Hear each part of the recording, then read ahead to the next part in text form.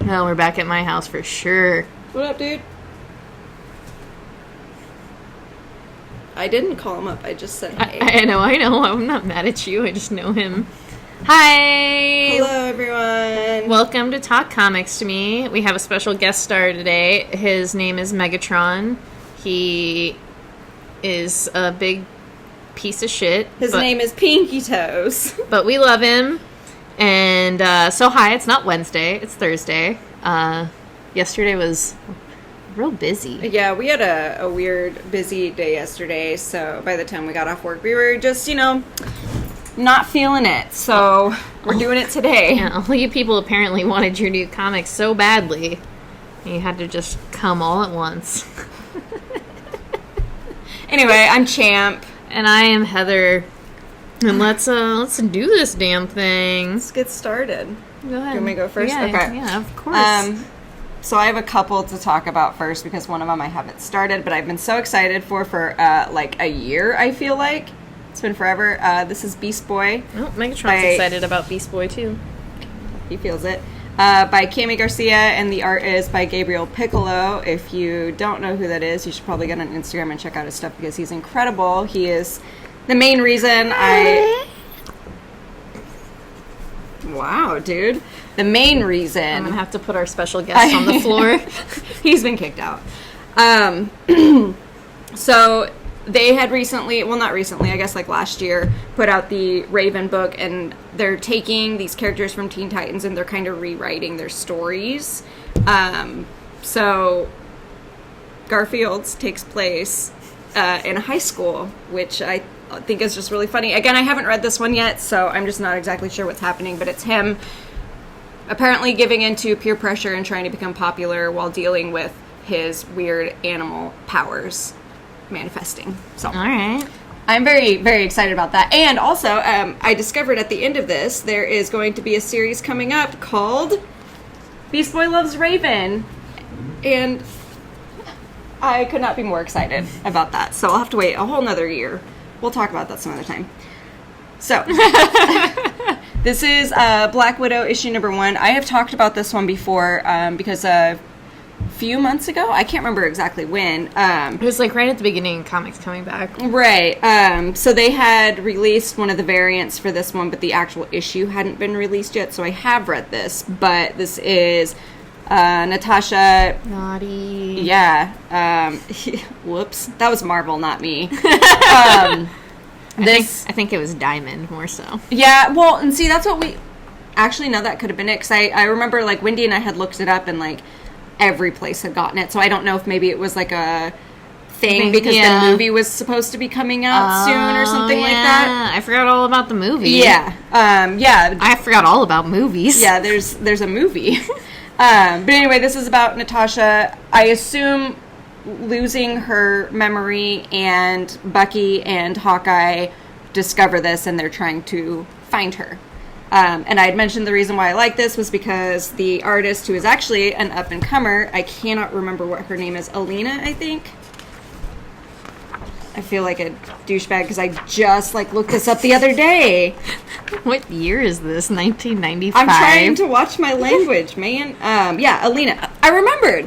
Alina Casagrande. I was trying to watch my language, so I used douchebag.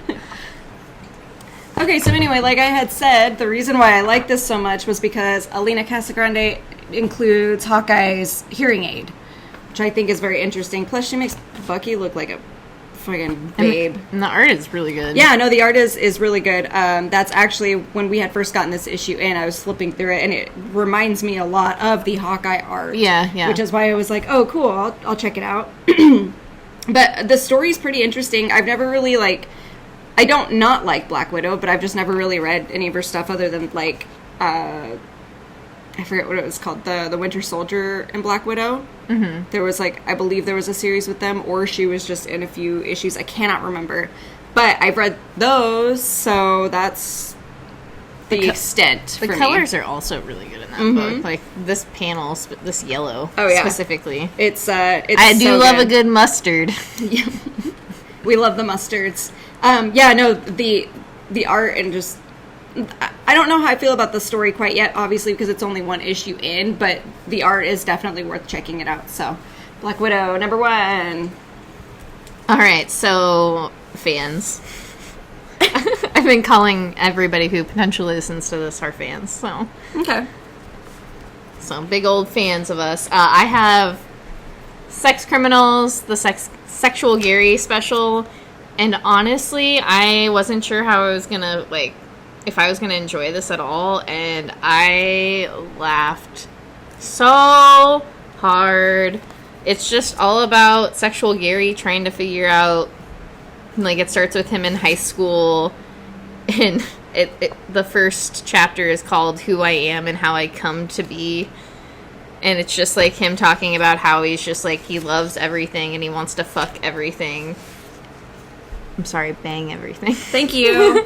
I'm watching my language. You might as well watch yours, too. And then he's, the second chapter is him just, kind of talking about how, nobody really, respects him for being bisexual, and, they don't understand why he likes men and women, and then he tries out for this porno, and they're like, oh, you don't have a scene partner.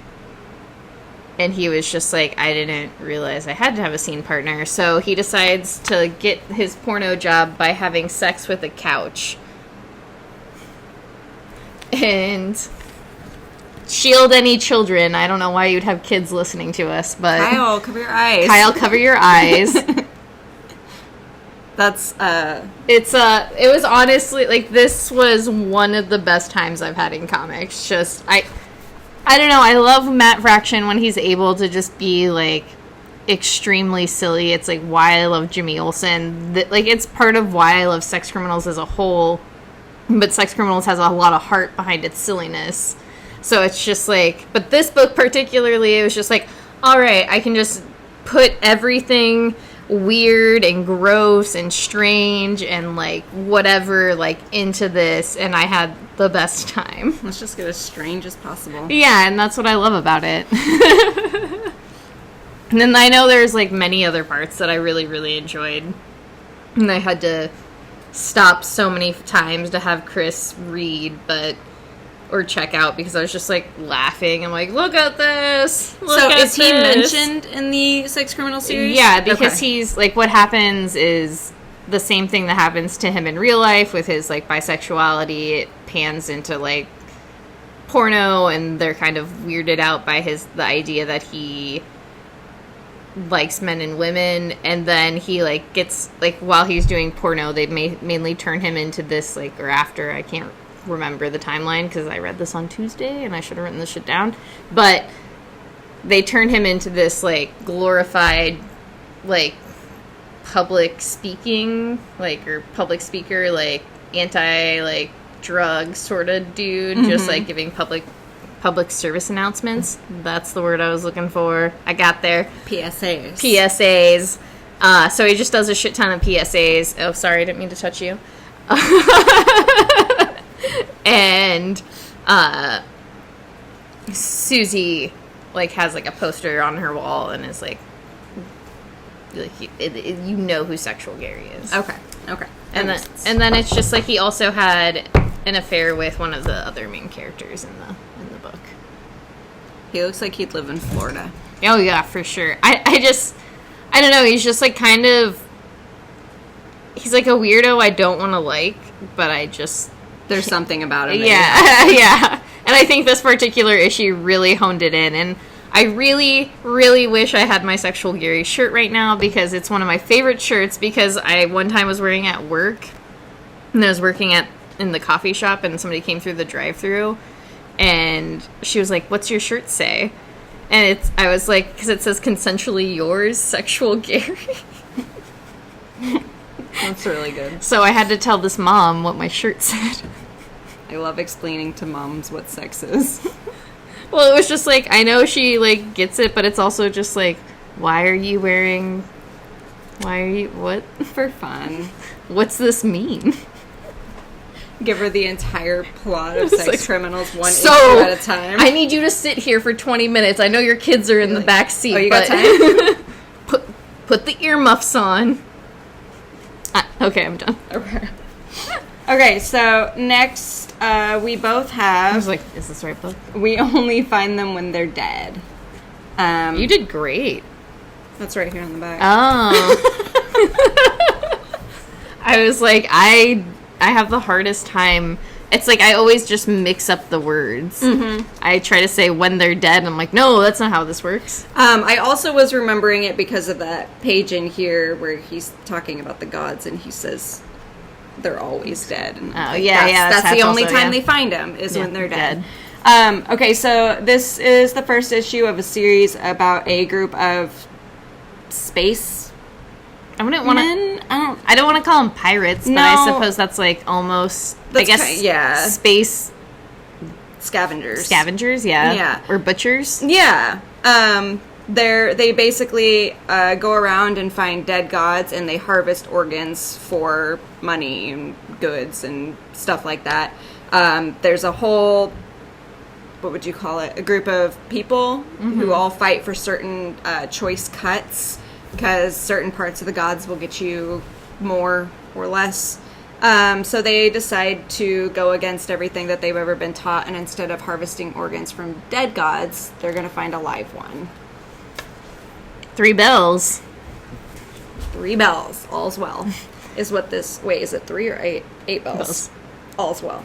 But anyway, this kind of goes... It has a little bit of a prelude, so you get to see where the main character, the captain, like how he got started on this kind of stuff. Oh my god. What are you doing sniffing my shoe, you weirdo? Our co-host on the floor. Sorry, everybody. He was supposed to be a special guest, and now he's just prancing away from us. But yeah, you get to see how he started with this, like with his family and stuff, and then you get to see where he ends up a certain amount of years later, and the changes that have happened since then. Yeah, I'm super stoked to see where this book goes. I love the art. I love the art. Yeah. It's gorgeous. It's very reminiscent. I can't say that word. Reminiscent? Yes, of Christian Ward. I personally thought so. The colors and stuff, especially. Yeah. Who's the colorist? Is it the same? Color assistants. Maria Sarah Miotti. Never heard of her. No. Interesting.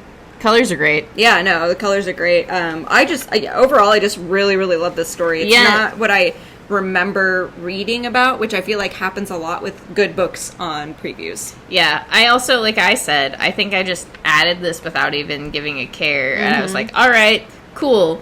I don't know what this is about. Space shit. Cool, I'll do it. And so I read the first issue, like, getting into it. I was like, this is weird, but I absolutely love this book. It was my favorite, I think, this week out of all of the books I read. Just, it was weird. It was, like, and, I love sci-fi shit. And it hit all those, like, really great notes of, like, sci-fi, and also just, like, the camaraderie with the crew, and, like, even, like, the 8 bells thing that, like, felt repetitive. I was just like, all right. They're all on the same page. Yeah, I was like, I'm into this. Like, by the end, I was like, okay, I get it. Like, I'm down. Like, I'm down. I'm ready. Yeah, no, I really, really loved it. It reminded me of something specific as I was reading it, but I can't remember what now. But I think I wrote it down because I read that one issue of Immortal Hulk that kind of had to do with, like, space. Like, that's where a majority of it took place. So I was like, okay, Al-Ewing can do that. So... And I'm glad that I did, because I really, really enjoyed it. And I like that it seems like it's going to be an ongoing, because it's book 1, chapter 1. Yeah. So. I mean, it just gives me, like, odd, like, Ridley Scott feels. Yeah. Like, just feels like something that, I don't know, that he would do. It's real good. Yeah, it's really, really good. Yeah. And just off the first issue alone, that's hard. And even though the title is super long, it's worth it. Yeah, because it makes sense. Oh, yeah. Like, I feel like if they would have named it anything else, I would have been like, And I don't even know, like, what they could have named it. I would love to hear what other titles they would have came up with, because... Dead God. I just wanted to name a book that forever. God Dead. Oh, God Dead. Which is, like, one word. Yeah. God Dead. God Dead. Godhead. All right. Choice cuts. Moving on. Okay. Oh, wait. I do want to mention that scene where the meat looks real good off the god. Oh yeah, the little steak little cutlets. steak cutlets. So they just cut off the meat so nice, and like it is like odd how it makes you kind of hungry. Yeah, I was gonna say it makes me want a Philly. I suppose if you're not a vegan, then it makes you hungry, or a vegetarian, but none of them You can here. still appreciate the art of a good marbled meat. True. All right, so now, sorry, King of Nowhere. This is the last one. I am really glad I stuck on this book. I wasn't gonna drop it after the first one, but I was really iffy about adding it to my pull file. But I was like, 5 issues, it'll be chill, and I love this book. Yeah, this last issue was very explosive, and like I thought with like how much they had to resolve, they wouldn't be able to do it in this, but they did it in such a nice, like smooth transitional way. Yeah, for sure, and just like also a roundabout way where like Dennis is, I don't know, just hones into who he's supposed to be, I guess. Mm-hmm. A big old turd is what it seems like.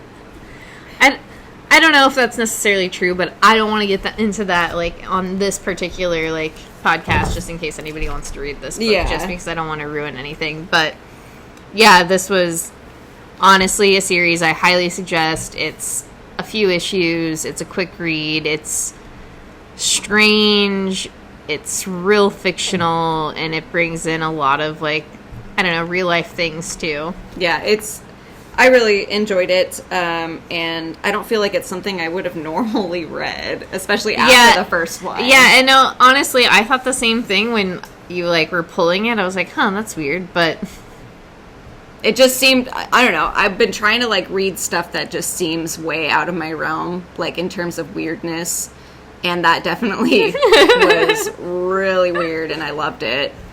So I guess I did something right. You did it. Yeah. All right, talk about your Free Fall boy. Also, we'll tell you about when the King of Nowhere trade comes out, like when we know. We'll mention it. Okay, and this is the last issue of Hawkeye Free Fall. If you know me, if you've been listening to this at all, you know that I absolutely love this series. And this issue was no different. This ending was fantastic. I loved it so much. Oh, wait, go back. One more page, I think it's... No, it was the page with the, like, white and that page. One? Yeah. This one's really freaking cool. So, in the last issue... Sorry, everybody. Bullseye breaks into... Well, Bullseye is paid by the Hood to kill Clint or mess with him, try to get him to, like, stop messing with the Hood. So, Bullseye breaks into Hawkeye's apartment and just shoots up his little friend, his like teenage hacker buddy who had like defected. Why can't I say anything today? He had left the Hood to help Hawkeye because he believed in what Hawkeye was doing and all that kind of stuff. We're off a day. Yeah, we are off a day. So Bullseye pretty much kills him. Hawkeye is devastated. He has to go to his ex-girlfriend for help and stuff, and she does not like that. So, not at all. Like, after she friggin' just, like, screams at him and breaks his heart and stuff, which I get. He lied to her a bunch about, like, what he was doing. But anyway, Bullseye steals Hawkeye's Ronin outfit and is going around and trying to make it look like Ronin's actually, like, doing a bunch of bad things. So like all of these superheroes like Captain America and stuff think that Clint is actually the one out doing these things. Yes. So in turn, Clint is like, you know what? You want to play this game? I'm going to steal your Bullseye outfit. So he does. And then... Does he do good? No. I mean, in a sense he does, because he... I don't know. He does take down the Hood. I'm not going to explain like how, but it's really satisfying the way that he does it. And then after all is said and done,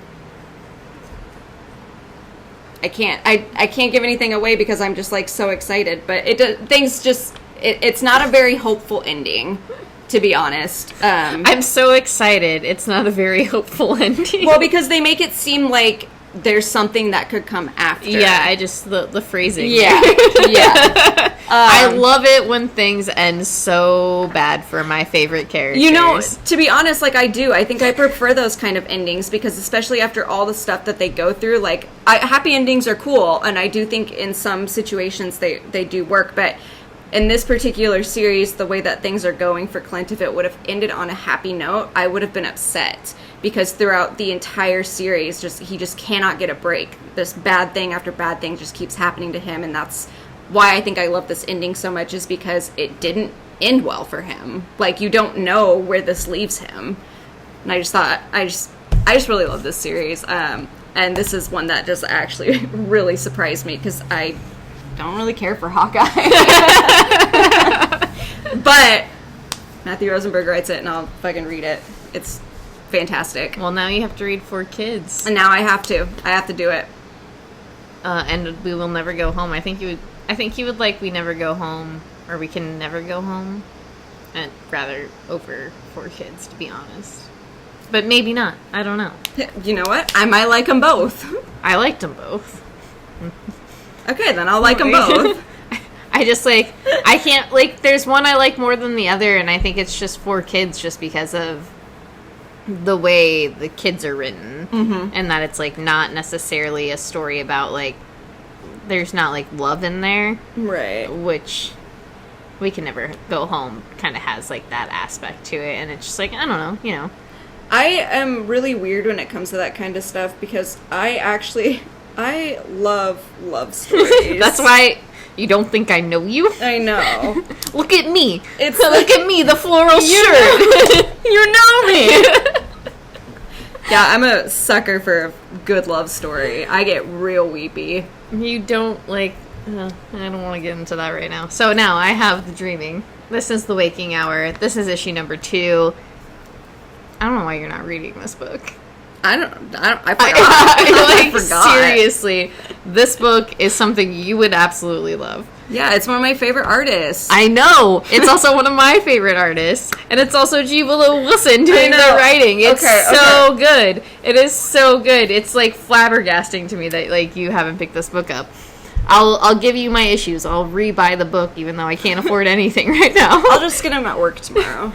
But issue 2, Ruin is trying to figure out how to get Lindy out of the dreaming. Lindy is just fucking annoyed by all of the Shakespeares. God, I would be too. And I think, God, I'm gonna need your help because they say his name like Jospiel. Why can't I don't know anything. Oh, we like how to pronounce it? Yeah. Where is it at? Where is his name? There we go. Jophiel? So I kind of got it? Yeah. Ruin is like, that's who he went to in the first issue to like help him. And Jophiel's like, well, I'm going to take you and the baby to this witch I know. Classic. Take a baby to a witch. Like, that's clearly the right thing to do. This witch is like doing a Twitter stream and her name is Heather. And then she's basically just like, Ruin, what the fuck? Who are you? What is happening? And he explains, like... Give me the baby. She explains the situation, and she's just like, Jophiel, why are you getting me involved? And he was just like... Is this all live? Yeah. Well, it wasn't live. She ended the stream. Oh. Or he ended the stream and just, like, crunched the... Oh, okay, good. Camera. But yeah, it's just like, why are you getting me involved? He's just like, I can't fix this. I know you can. And Ruin's like, why can you? And she's basically like, well, my family is somehow involved with Dream, who is very upset that Ruin escaped. Okay, I'm gonna have to check it out. It also gives you all of the information I think you really need to know if you've never read any Dreaming book. So you, like, understand Ruin's backstory, who he is, how he came to be. Okay. They also kind of explain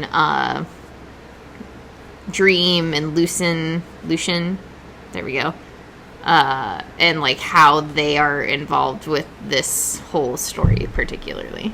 Okay, that sounds great. Yeah, no, and this made me just want to go back and read the first bit. Mm-hmm. So, I don't know, maybe I will. Well, I don't know. I don't have time. I don't have time to read anything else right now. Yeah, after all that. After deciding to go to school and reading comics and doing the podcast, I don't know. You know what? I'll reread it. I don't know. Shit to do. Just sit and read it to me. Okay, I can do that. Live stream, just put you on page by page.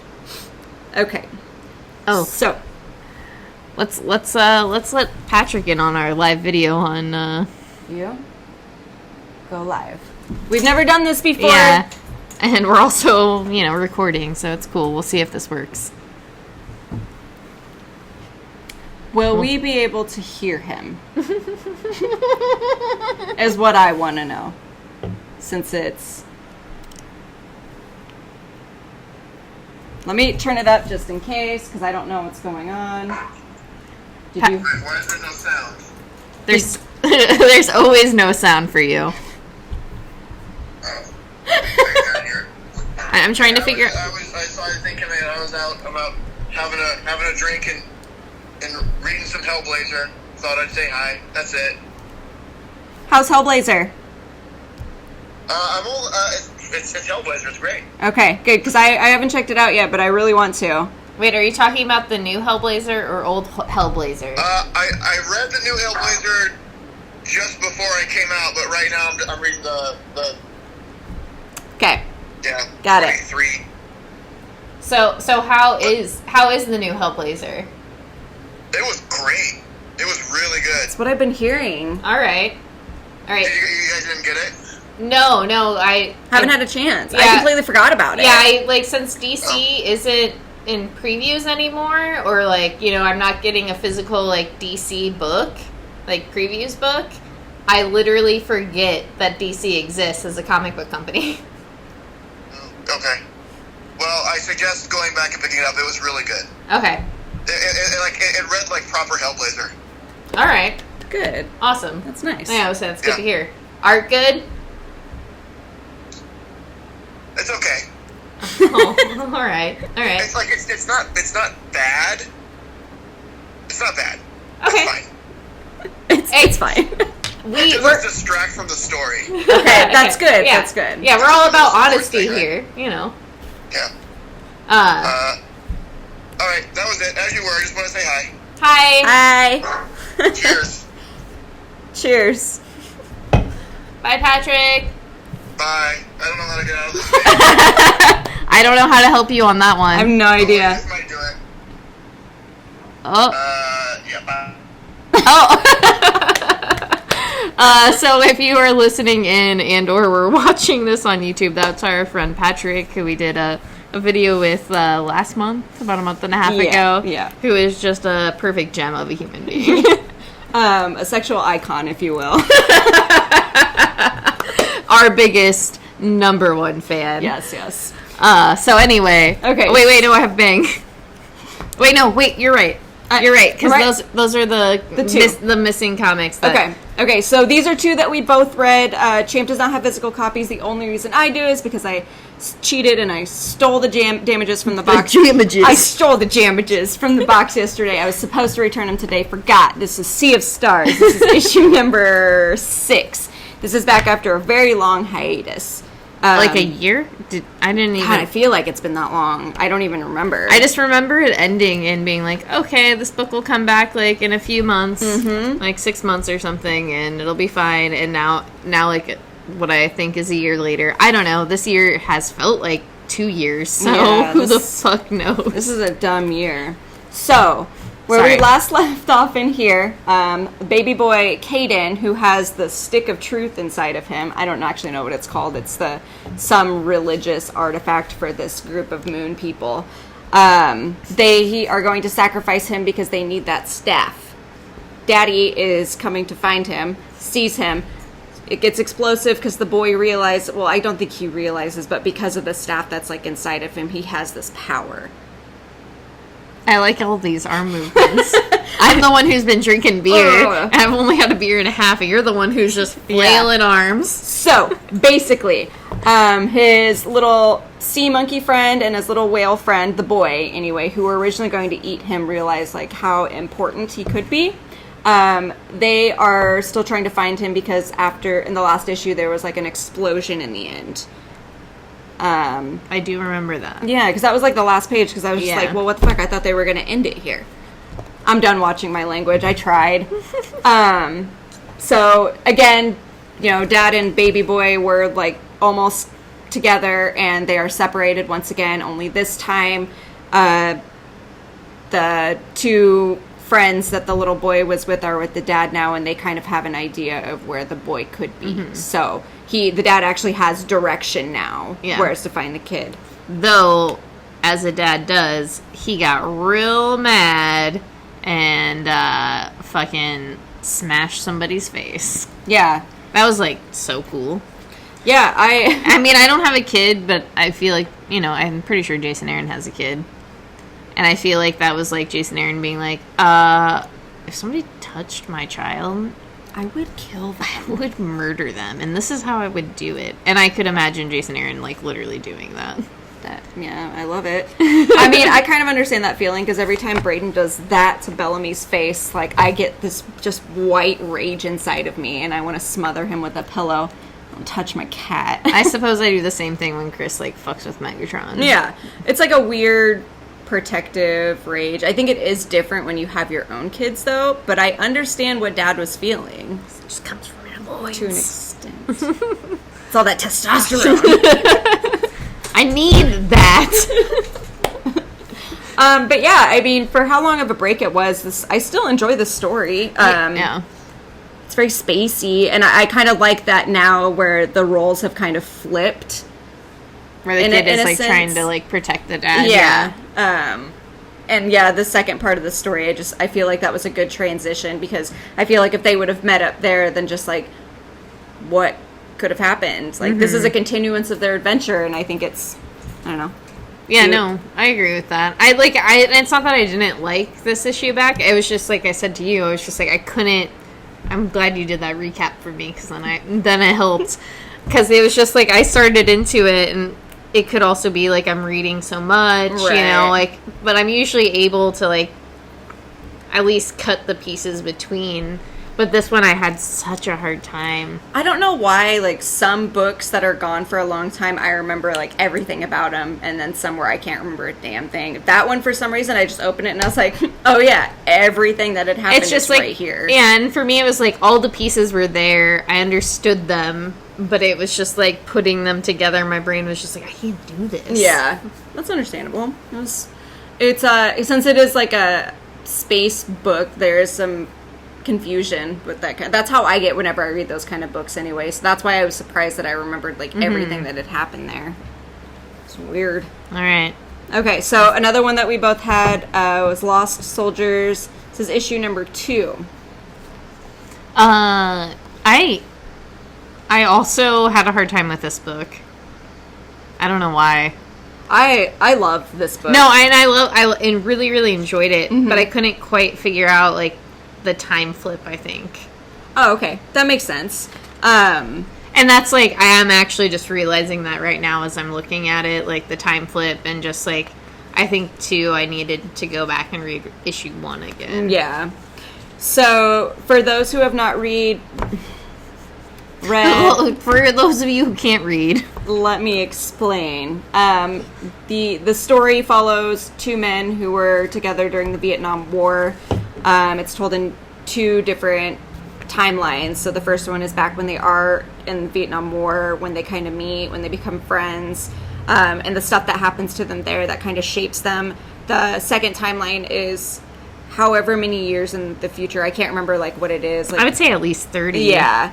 They're both a part of this, I would say, like, a crime syndicate, because I don't really know what else to consider it. But they do, it seems like a lot of mercenary work. Yeah. And it's them doing that stuff together while having these, like, flashbacks, I guess, of their time in the war. One of the guys is, it seems like he's just sick throughout the entire thing. Yeah, and I think that was, like, the thing I was, like, trying to, like, figure out. And, like, are these flashbacks caused by him being sick? Like, is he, like, having, like, fever dreams, basically? Like, how much of this how much of what I'm viewing is real. Yeah. I think that was like the thing with this issue is like that was my biggest problem is I couldn't figure out like, am what I'm seeing is real, or am I like, is my narrator unreliable? Right. I think it might be a little of both, to be completely honest. Because the story is, the way that the story weaves is very interesting. Because there's a lot of like transitions that happen where you don't know if like, did that particular scene happen in the past or did it happen in the present? Between the two friends, there is also a third character who is kind of the antagonist. He just is a big, beefy turd. But it seems like he plays a big role in a negative way in both the war and then in the present period. So I don't know. I really love this book, and I don't know. Like, I super enjoy it. Yeah, I don't know what it is about it though. Like why I like it so much. It's a war story. Yeah, I love war stories. But I think it's also just the way that the story is told, because I do love stories where you get to see like how they got to the point where they're at. It's very interesting to me. All right, it's your turn. Oh shoot. Okay. You just went hard on that book. I couldn't. I don't know. Stop you. It just like came out. I don't know what just happened. I love that book. So I have Grit. This is issue number 2. This is just about a man who hunts monsters and stuff, and it's like a family tradition. Yes. I remember now. Yeah, in the first issue, he came across a cult. So he destroyed the cult. A big blood monster thing was summoned, and that's kind of where it ends. And this one, he is trying to hunt the blood monster thing. He gets tracked by a woman who also, or I guess she wouldn't quite be a woman because he calls her kid throughout the entire thing. So a young woman finds him and is like, hey, if you want to kill that thing, there's like a certain thing you have to do. You can't just kill it. That's not how it works. You have to do like this ritual and stuff. And he's like, nah, kid, I'm just going to try to keep killing it. That's literally what he says, and it just made me laugh really hard. But this sounds book, like something a cis man would say. Yeah, it's he also is very like antisocial because he grew up in this life. So anytime someone talks to him, he's like, "Whoa, who was that?" Are you a monster? Yeah, which it's just really he has no people skills whatsoever. The art is super weird in this book. I would say I really like it though. Like the facial expressions are great. That's the thing that I just like absolutely loved it. Oh, that one! Oh, yeah. God damn it! He makes like this book is so weird. But it's like, yeah, it's one of those that I just like, I randomly picked it up because it's a Scout comic and I was just like, okay, it's a short story, whatever. And it makes me laugh. It's not supposed to be like a funny book, but it's, yeah, the facial expressions, some of the things that he says, like the monsters that he's hunting are so ridiculous that like, it's a lot of fun. And I really enjoy it. And I don't think I should enjoy it that much. I'm really excited for my future Scout books that I'm getting. Oh, God, I hope you love them. I've been really into Scout books. They've been putting out some really good things lately. Yeah, no, there were like a few solicits where I was like, I'll give it a try. Yeah, I had to like tone down my Scout books this month because I was like, there was like 7 of them on there that I was like, okay, I gotta stop this because then I get out of control like this where I have so many ridiculous books. We're just gonna have to like start getting together and actually like talking to each other about what books we're reading, and it's like if you're getting this one, we'll just read it. Yeah, like, we'll just that's a good idea, and we'll just pass it back and forth because it's just like I think that was like the same thing with me, and we'll have to like go over what books like we decided on because there were some books I decided on and other ones I didn't. It's, like specifically Scout, just because they did sound like very intriguing to me. Yeah. I also ended up ordering like 4 trades. Oh God, me too. So, I will owe money to my comic book shop forever. So now I have Bang. This is issue number 3. Mm-hmm. Yeah. This has been on a hiatus, I'm pretty sure, since COVID. That would make sense because I was like, it's been a while since I've seen that one. So this particular story is about, or Bang, is about different pulp characters come to life, I guess is the best way to put it. They find out that their lives have been told within these books and that they're very, very true and that they can see how they, like, died. So they're putting a group together to try and, I think, fight somebody. It's Okay. a lot. Once again, it's probably been like 6 months since I read issue number 2. Right. But it just follows different type of pulp characters. Like the first issue followed a James Bond-like character. Which incarnation? It was just like Just him in general? just like an idea, you know, Okay. like that sort of idea. God damn it! I can't remember what the second issue followed. See, I can't remember. I know you've talked about them before. Yeah, but and I can't know, like, I remember. really enjoyed the second issue too. But this third issue follows a woman who's been paralyzed, and she has like some sort of robotic spine, and she pretends that like some other person has been hiring her to do these jobs while it's actually her. Okay. So it's just like, you know, it has those like kind of tropes like Right. involved, which are like, I don't know. You know me, I love that shit. Right. You'll love it. I love some good pulp shit. And it's weird, like, I feel like all of these weird, like, pulpy book ideas have been coming out, like, within the last few months, like Adventure Man, this. Oh, right. There's another book I just recently read.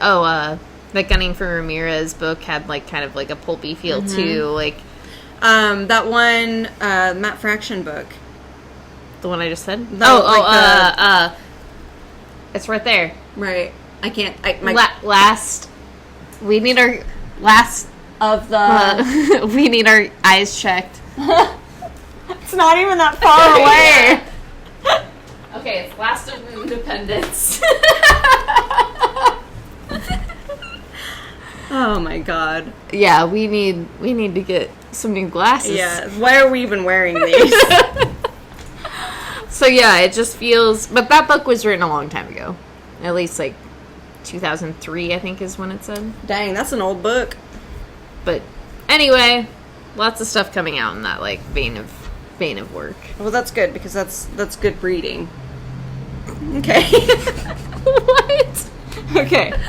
So, next we both have Strange Adventures. This is issue number 5. 5. I also was about to say 4 too. I almost said 3. God, no, we're not that far back. Heather and I talked about this before we started, and I don't know, I've just never been so angry reading a book. Like, I just hate these characters. Yeah. But it's weird because I, like, hate them for different reasons. It's like, yeah, we were talking about this earlier. So basically, Adam's wife is just very manipulative. She knows what she's doing when it comes to controlling people and getting them to believe what she wants them to believe. And because of that... And or do what she wants them to do. Right. And that's why I think that Adam is just an idiot. And he has no idea what's going on. Like, genuinely doesn't know what's happening. Like a pawn. Yeah. And I feel like she also would be the type of person that would use her husband like that to further, you know, herself. Yeah, or, I mean... You know, it's just... I mean, she puts it pretty clear when she threatens to kill a fucking group of people. Yeah. That she is not a good person. Yeah. And I think that's, like, bottom line. You know, like, I did not like this character to kind of begin with. And then they just, like, went balls to the wall and were just like, you know what? This person is just going to threaten, like, a species. Like, and I wonder how much of it, like, stems, like, her behavior from losing their kid, you know? Yeah, but that was even before they even had a kid. That was before then? Okay. Never mind. Forget I said anything about that. They banged in the cave, and then they met with the, like, queen, and she was just like, you know what, I don't give a fuck what you have to say. Mm-hmm. If you don't join us, I will come here and kill your people. And it's just like, I don't know, man. That shit's not chill. No, that is not chill at all. There is something more going on here with that woman than they're leading you to think. And that's, I mean, honestly, that's why I like Tom King's stories, is because he sets it up so that you do actually have to read all of it to get the full picture. And I I do not like her. I don't like her. I can't help but not, like, feel some type of way, at least about Adam. Like, I don't necessarily like him, but I do. I feel like it's a different kind of dislike. I don't know. I feel like I'm spitting venom at this fucking comic. Like, I honestly, every time I'm reading it, it's not that I dislike it. I just don't like it. It's really hard to read a story that is interesting when none of the characters are good. Yeah. Yeah, and I think that's it's perfectly put. But that's also, because that's where I've been struggling with it, But the too. art is so great. Like, yeah. I will pick up this book because of the art all day long. Like, I'm picking up 2 covers of the book because the art is just so good. Right. The covers are so good. And it's something, I don't know, man. And it's not even that the story is bad, it's just the people in it. Like, the story itself is interesting. I don't know, we'll get there. Yeah. We'll find out. Because Yeah. if this doesn't pan out for me, I'm going to be so pissed off. Yeah. I won't burn this. This is a lot of money. We'll burn it to the ground. I'll sell it all for my college fund. Yeah, I think after this you won't get much money for that. Not from these people. No. Champ hates this book. I'm not buying it. All right. You want me to go? Yes. Okay. You're always first, my dude. Okay, so I have Deceased Dead Planet. This is issue number 3, part 4 of 7. This is out of control. I don't have the bi-weekly, like, digital comic now. I can't do that. Sorry, bi-weekly, bi-monthly. I always want to say bi-weekly, and it's like, that's twice a week. Yeah, oh my god, I would not be able to do that. I can't even really handle this. And I'm only sticking with it because I'm like, well, what could happen next? Which I literally say in every single one of these series, and I know what's going to happen next. I know, it's the same formula every time, just different characters. Same thing happens in this. They find a building. Bad stuff's happening in the building. Bad guys are fighting off zombies. Good guys get away. That's it. I guess the only difference in this one is that it explains, there was that one shot. Did they get rid of, like, Plastic Man? Or is this, like, completely separate from that? No, they don't get rid of him. He's still, like, there, but they didn't kill him because of... Okay, so I guess the whole thing is, Cyborg is the one who released the anti-life equation or whatever in that very, very first issue. He heals himself. I can't remember exactly how it happens, but he becomes healed some way. Oh, yeah. So, he meets up with a group of the good guys, including Constantine and Zatar. I can never remember. Santana? Yes, Carlos Santana. Santana? And Swamp Thing and just like a few other. It's Carlos Santana now. But he meets up with them and is like, hey, I know that, you know, whatever is infecting all these people, like, we can heal them. I'm not exactly sure how yet. I just know that it's inside of me. So in that one shot that included Barda and Mr. Miracle, it ends with them, you know, dying. Well, they're fighting to the death. Yeah, because joke's on you, if you read Mr. Miracle, the series, you would know that he just can't fucking die. So he can't escape. He can escape anything, so he can easily escape this situation. Because I can always escape. Okay, so he ends up not dying, or I guess dying, because they clear it up. They're not actually dead, they're just infected. Barda does not make it. So Constantine is trying to recruit him to help with the cause under the guise that they will be able to bring Barda back. They keep doing things to me where I'm like, I don't care about this anymore. I'm going to drop it. And every single issue at the end, I'm like, oh, that was pretty cool. Bye, Mike. Bye, Mike. Love you. But yeah, I mean, it's just, I'm not going to lie. I do like DC's better than I like the Marvel Zombies, which I also read this week. And can I just point out here, they're only going to give me half of Nightcrawler and they're going to end him like that? That's all I have to say about that. Only half of him? At least give me the tail. Come on. Ugh. All right, I'm going to talk about Alien. So this is Alien, the original screenplay. This is issue number 2. If you know me, I'm a huge Alien fan. The art in this book is so good. So good. Who does it? This human being. Hold on. Not that human being. This person. Guillermo Balbi? Yeah, Guilherme Balbi. Cool. It's just like like I said, I think the last time I read this, the first issue, best art in an Alien comic I've ever read. I remember you saying that. This issue is basically so the first issue they find the pyramid that the aliens are in. They're trying to decipher. If you've never seen Alien, close your ears and also fucking go rent that movie or some shit, because damn, dog. Why? I've only seen it once in my entire life. No, it's not because I haven't wanted to watch it again, but because I have specific memories attached to that one time. It's fine. We just can't be friends anymore. Look, I've seen Alien vs. Predator at least like 12 times. Please get out of my house. I need you to leave.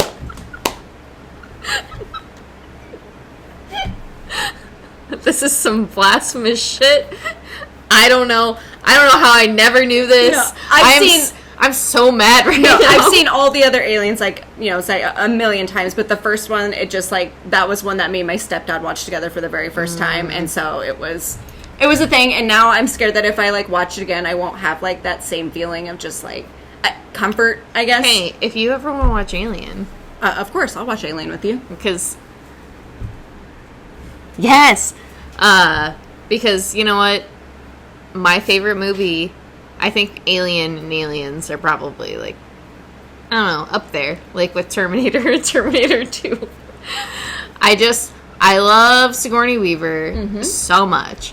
But, okay. Anyway, backtrack.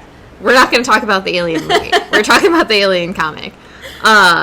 So, the art is so great. The story, kind of differs, but they find the alien pyramid. They can't find a way in. They're deciphering the message. They decipher the message, and the main character is like, well, we shouldn't be here because this wasn't an SOS message. This was a fucking warning. How about we all three just meet up and you guys can kick my ass? I've never been beat up. I feel like I need to be put in my place. Some nerds are going to beat you up for not seeing Alien more than once. That's not comforting at all. Like, you guys have to do it to me, otherwise I'm never going to learn. Going back to the Alien comic. Yes, the comic, not the movie. Not the movie.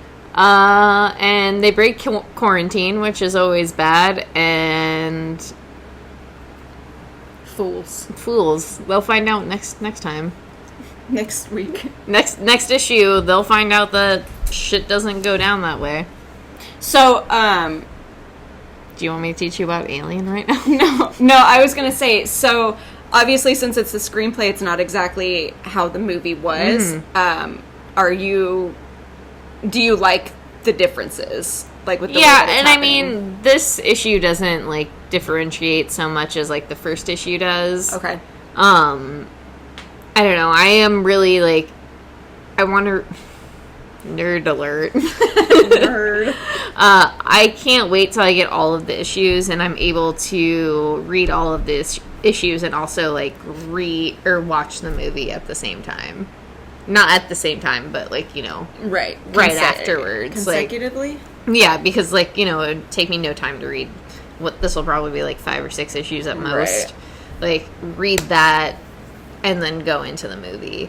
Like, I am really into, like, seeing what the differences are and, like, how extreme they are. I don't know. I just, like I said, I really love it so far. This is no offense to my man, William Gibson, but this has so far been, like, better than that William Gibson Alien 3. Interesting, yeah. Yeah, the original. Yeah, because I did read that one, and I loved that one. Yeah, and I did like that one, but, like, there were parts, like, felt like it faltered so much at the end. Yeah. And I think that was, like, probably a problem with the screenplay itself. But who knows? Yeah. But this is, like, I mean, that screenplay was, you know, kicked out for the prison screenplay that is Alien 3, or Yeah. the movie that is Alien 3, which is completely different, so. Nerd. Yeah, no, sorry. If we're going to talk about, we need a whole fucking podcast dedicated to alien movies. We're gonna have to do that. That would be a good idea. All right, so next. Yes. We have Lonely Receiver. Issue Number 1. I don't know why I did this. This is number 1 now. No, I knew why you did that. Oh well. It's like when you do peace symbols. I need to stop doing that. This book was strange. Yeah, this book was really weird, which I don't know why I was, like, surprised by it, because Zach Thompson always writes, like, the weirdest thing. Do you want to kind of give a brief rundown what this was about? Yeah, for sure. So the idea is... What's the main character's name? I'm sorry. I just had it in my head. Katrine. Katrine, our main character, has had a recent breakup, and she's kind of reeling from it, so she decides to buy what I assume is, like, a new technology that is, like, existing of a robotic or, like, android girlfriend, which she can program to love her and trust her and do all of these things she felt like she could never have. So that is the very, very beginning of the book. You flash forward to, I don't know, I'd assume like 10 years? Yeah. Should I say 10 years, I think? At least within that realm. Yeah, it's like around there. I was trying to find it. And Katrine's realizing that this person that she made, this partner that she made, isn't necessarily under her control. Not in the way that she had assumed that she would be. And she wants more control over her, or at least that ability for her to understand how much that she loves her. And the problem is that this person that she made is an android and a computer, and they have this ability to just, like, speak to everyone at any time, and they are in love with a multitude of people. They are able to go into this area called the Garden, which Katrine is able to control her, like, partner in. And in the end, I don't know, man. There's a lot of weird shit that happens. Yeah, it's very strange. It's like, to me, it's about people's weird fixation with, like, phones and technology. I think it's a little bit of that, but I also think it's a little bit of, like, your fixation with, like, your, like, romantic partner, and how you're just, like, you find that need to always be connected with them regardless of, like, what you're doing, when you are, like, and if they're not totally in, like, sync with you all the time, then that's, like, that's completely wrong. Right, and how some people aren't just built to be with that one person. Yeah, and I think there's probably, like, a few messages going on here, but I do think the idea of, like, controlling another person is definitely one of those, like, messages. Yeah. And, like, I have, like, it's weird because I can see part of myself in, like, Katrine and, like, especially a younger me, and not understanding, like, how relationships are supposed to work. You know, like, you're supposed to give this person space and let them breathe, and that, like, no. You're two different people. You need that time. And I think, like, she can't do that. She's very, very dependent, which is, like, you know, 100% in the beginning of it, when she had, like, once she breaks up with someone, she has to have someone else that she can be like, okay, I can control you, you can trust me, you're gonna absolutely love me. Right. Rather than, like, taking that time to, like, figure out who you are by yourself. Yeah. Alright, my books. Alright, we're almost done. We're getting there. We're getting there. I have Inkblot. This is issue number 1. This book was so cute. It was stupid. It's really silly too. So it's about a family who pretty much created this world that they live in.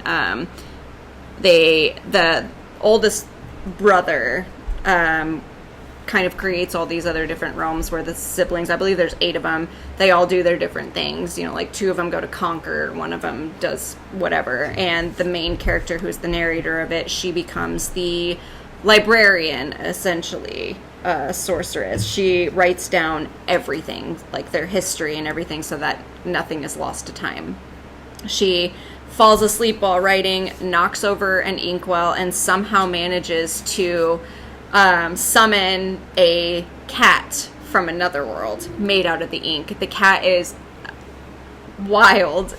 He just keeps opening different dimensions and shit, and she has to like try to catch it before, you know, too much bad stuff happens.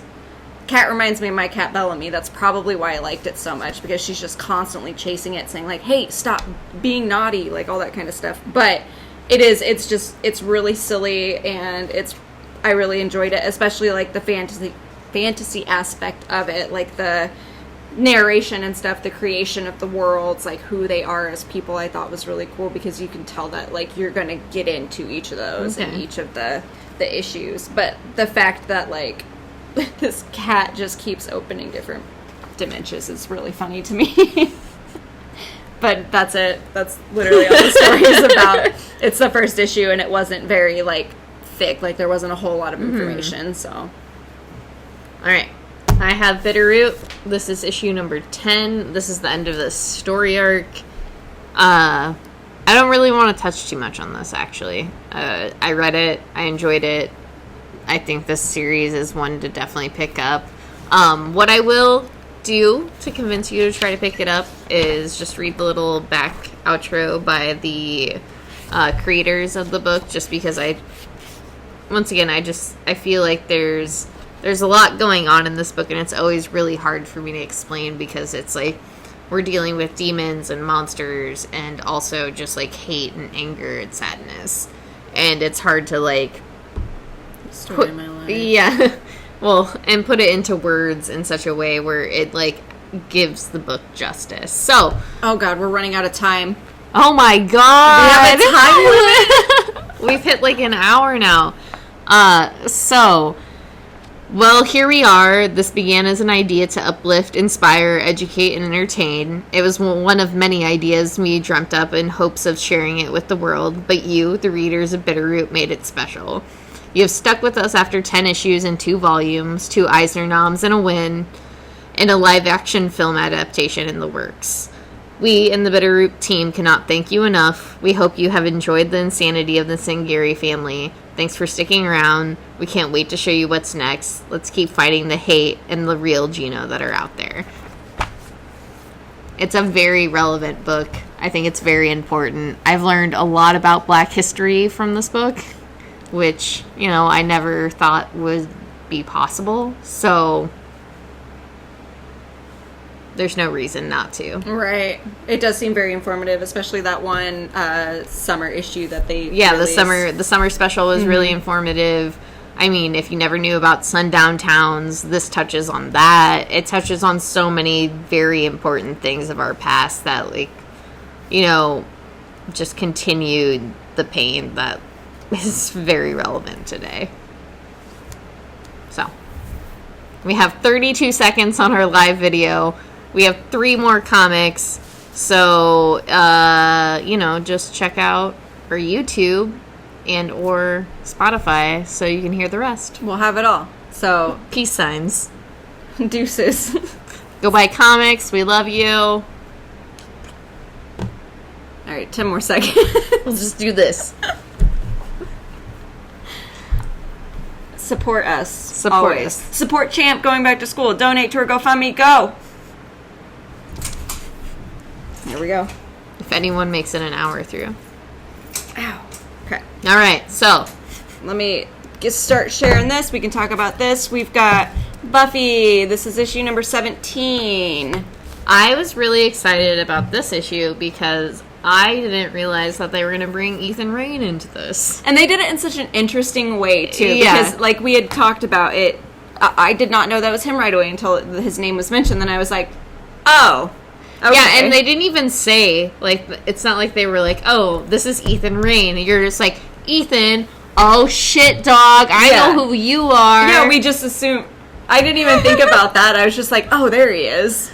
Yeah, and it's like, that's, I don't know, it's one of my favorite things about this, like, particular Buffy book, and why I push, like, Buffy fans, like, of the past to read it, because it does bring, like, yes, such new life into the Buffy universe, and new life into these characters. Like, even Ethan Rayne, like, I fucking hated that character. Mm-hmm. And I know that he's up to no good. Like, there's no way he can be up to no good. Oh, yeah, absolutely not. He never is. If that's the one, like, character personality change that they did in here, I would just be, like, shocked. So, it's like, I mean, and if they did, that's fine. But it's, like, one of those things where I was so excited to see that character. They did such a great twist on him. And I love all of the twists. And I can't wait for Faith, because if they're doing Faith. Oh, They're doing Faith. I forgot about Faith. They're doing Faith. That's Wesley's original fucking Slayer. Mm-hmm. I didn't even, like, make that connection. Oh, dog, no? No, it was weird because, like, everything is, and I had read this over the course of, like, 2 days. Yeah. So it, like, just completely slipped my mind. I didn't even think about it. I was like, who is the third Slayer? God damn it, that just ruined my whole day in a good way. And I also think she's probably the killer. Oh my god! Yes! That changed my whole life right now. I'm so excited. I have not been this excited for Buffy since Buffy, the TV show. No, because when she was, like, when the lady was like, alright, you're being called to be a Slayer, I was like, oh, you tell him the Slayer name. Tell him who the Slayer is. And I was just like, it's Faith. There's no way it has to be Faith. My god. And the fact that he's investigating a murder right now of Watchers. I'm like so excited right now. If I'm wrong, we'll die. Yeah, next issue. But, I will literally, I will just drop dead from heart attack because my body will just give out. But these are my assumptions. You know what? You're probably right. I hope you're right. I've got my tiny fingers crossed. So, this issue of Buffy is about Wesley. Yeah. Overall, it's just about Wesley. Okay, so Heather is posting our video online. Yeah, sorry, I'm not ignoring everything. I have cable. This is issue number 4, I believe. All of our copies came in damaged because Diamond has been doing terribly, but it's chill. So yeah, cable number 4 was great. He fought all of the knights, and he goes back to his dad, who's like, hey, be careful about what you're doing. Be careful. And Cable's like, but I got my sword. But, like, literally, it is like, Cable, like, does his thing, goes back to the Summers residence, and is like, listen to this story, tells them everything that happens, and is like, I gotta go. I got more shit to do. And Cyclops is like, hey, Nathan, just, like, chill out. Like, just hang out and, like, have dinner with the family. So they just have family dinner, and Cable tells them about what happened. Like, how he met Deadpool, how he can't believe he's, like, best friends with him. It's great. I fucking love Cable. I love this stupid book. It's ridiculous. Once again, put Phil Noto Cable art all over your children's walls. Make them happy. Yeah. Make them have a good time, sweet dreams, and all that. All right. Sorry, I'm almost done. Oh, we have Wolverine to talk about. Oh, okay. We've got Wolverine. This is Wolverine. This is issue number 5? Yeah. Yes. This is the last comic book we have to talk about tonight. This is our X book. This issue is about vampires. Wolverine was kidnapped by Omega Red, frozen, and given to Dracula and multiple vampires who take his blood, use them as blood clocks so that they can be daywalkers. That's pretty much it. It almost felt like a filler, but not really, because it did move the plot along, but it just didn't seem as like full of stuff like the other issues have. Yeah, I think the main like takeaway from this is that the vampires are highly aware of Krakoa, highly aware of like what Wolverine's blood can do, and highly aware of like what they can do to infiltrate or like drink mutant blood, because that's what they want to do, since mutants are, you know, basically immortal at this point, and it's like almost like a continuous blood source for them. Got it. Yeah, that's pretty much it. Yeah, it's which I thought was very interesting too, and I like that Omega Red is working with Dracula. I thought that was pretty interesting. Yeah, it's just I really like the way that he is written. No, I really like this, like, I like all of the Wolverine series, and I like everything, and now we're, like, headed into X of Swords, dog. Yeah, Wolverine with that sword, let's get hot. I mean, we're just gonna... Are you getting all of the books? I think so. Okay. So, I think we're gonna, you know, be really deep into X of Swords, because I'm also getting all the books. Okay. You know what's funny is, I think you had tweeted something about, like, giving the X-Men swords or whatever, and I was like, yeah, dude, same. And then I was like, Nightcrawler always has two swords. Like, he's always had two swords. That's the thing, is, like, I'm pretty sure, you know, Jonathan Hickman has just been, like, sitting on Twitter for, like, 2 years, and it was like, oh, all these nerds are talking about swords and how they want swords. Huh. Alright, I'm getting this book, like... Let's just give these mutants swords. Yeah, it's just like a really, really good marketing ploy. No, it is so good, and you know, I'm the fool to fall for it.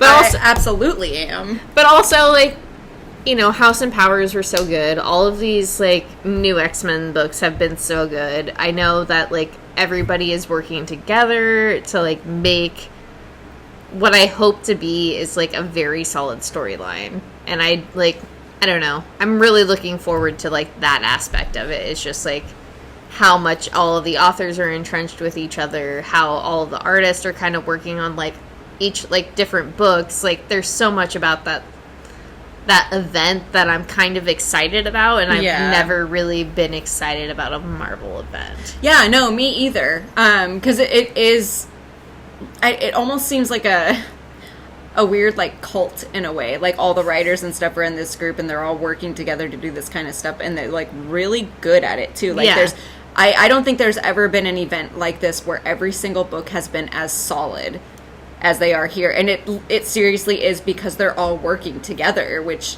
I love that. I think that's really cool, because that's really hard to do, too, especially when you're given this book, and you're like, hey, this is an idea of, like, what it's supposed to be.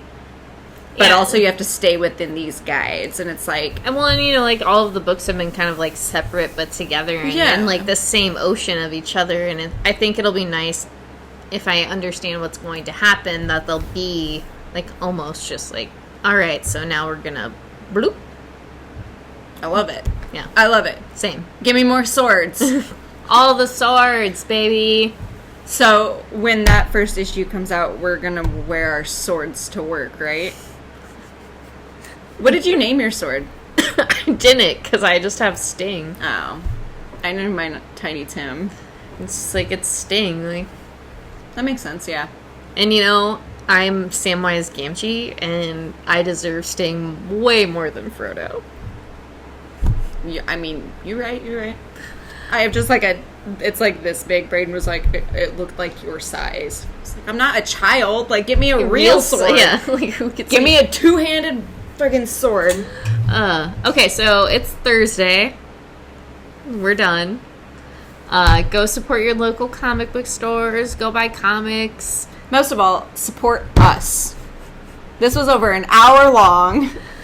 And we have worked and done homework. We did the damn thing this week. So, honestly, we love you. We appreciate everything you do for us. If you just listen to us, if you just boost us in any way. Patrick, thanks for being our number one fan. We love you. Yeah. Every day. So, goodbye. I did the deuces again.